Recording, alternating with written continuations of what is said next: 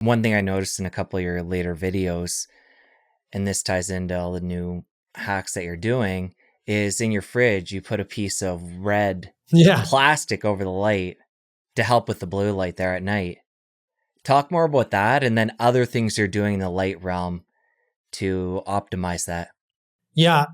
I think a lot about light these days, and I'm sitting in my little home studio right now, and I have a blue light over here that's not on, and there's another one over there that's not on, and we're just using natural light coming through the window because I don't like sitting in front of the blue lights if I don't have to. If I go on someone else's podcast, I will sit in front of their like sort of studio lighting, but if I'm at home, I prefer not to.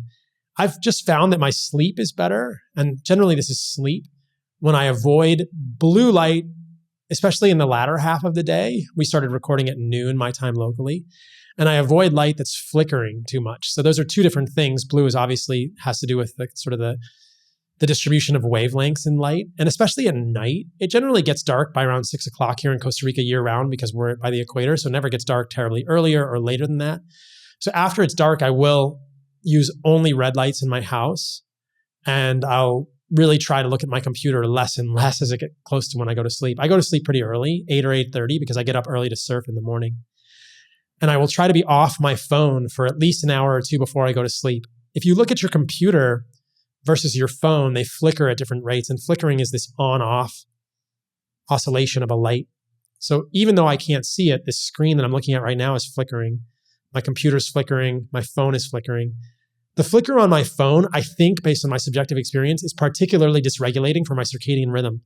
Even if I have a blue light filter on my phone and it's fully red, and I've talked about how to make your phone that way in the past week, it's just a hack. You can do it in your settings.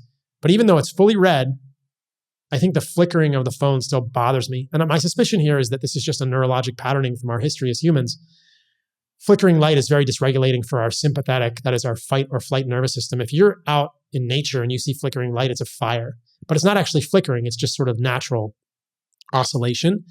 But if you're on the highway and there's a blinking light, these are police lights, we're drawn to that. We cannot look away from things that are flickering or oscillating on and off. It draws our attention very quickly. And even though you're not aware that your phone is flickering, your nervous system is through your eyes. And so I think that's particularly dysregulating for a lot of people, especially me. And I've noticed that if I'm on my phone at night, right before I go to sleep, even with the blue light filter on, even with the phone completely orange, I will have trouble falling asleep. And that will completely negatively impact the whole night and the next day. So that's something I'm very, very careful of. I really have a love-hate relationship with my phone.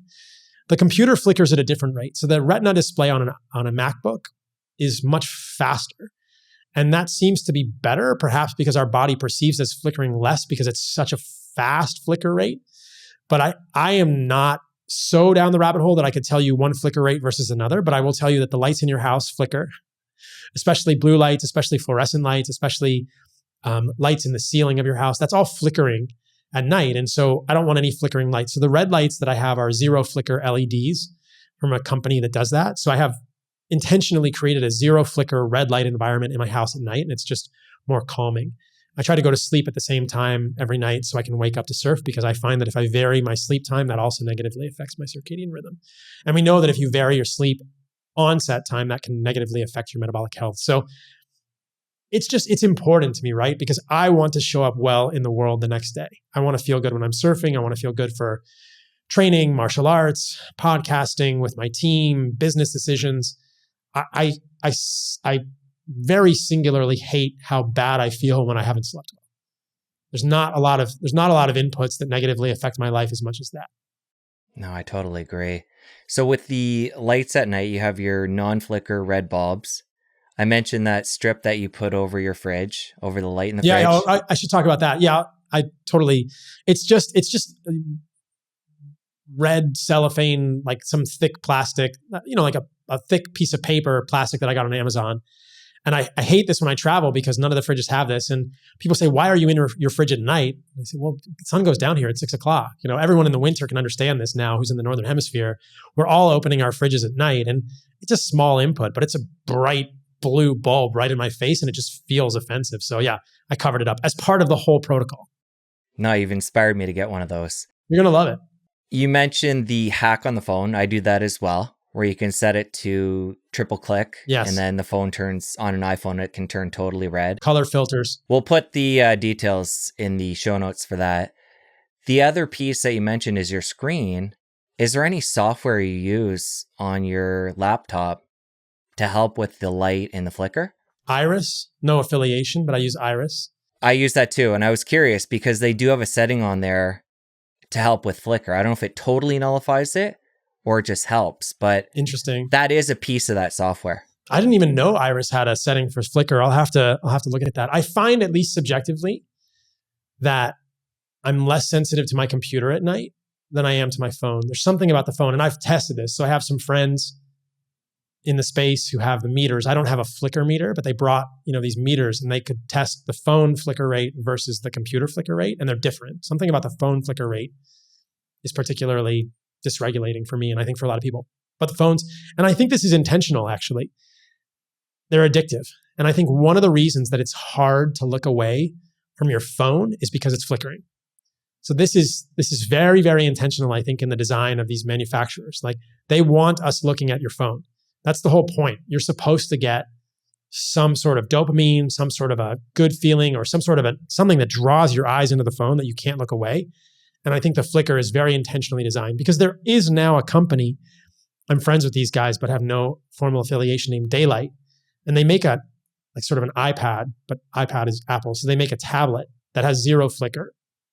And it's a special type of LED. I think they did, I don't remember the tech. They did sort of a direct current LED diode, maybe. And there's zero flicker in their screen. And it's much nicer to look at, much less addictive, much easier to look away. I'll have to look into that. Yeah. Coming back to the Iris piece, the way I understand that software, if you have your brightness turned to max on your computer and then adjust the brightness through that app, that will nullify the flicker. So I'm going to have to do a deeper dive into it. I think Iris is a good software in general.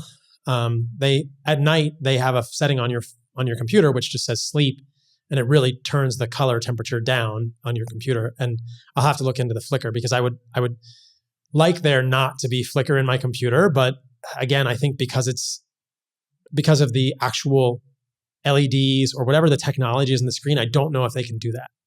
Okay. Well, we'll both do a bit of a deep dive into that. Yeah.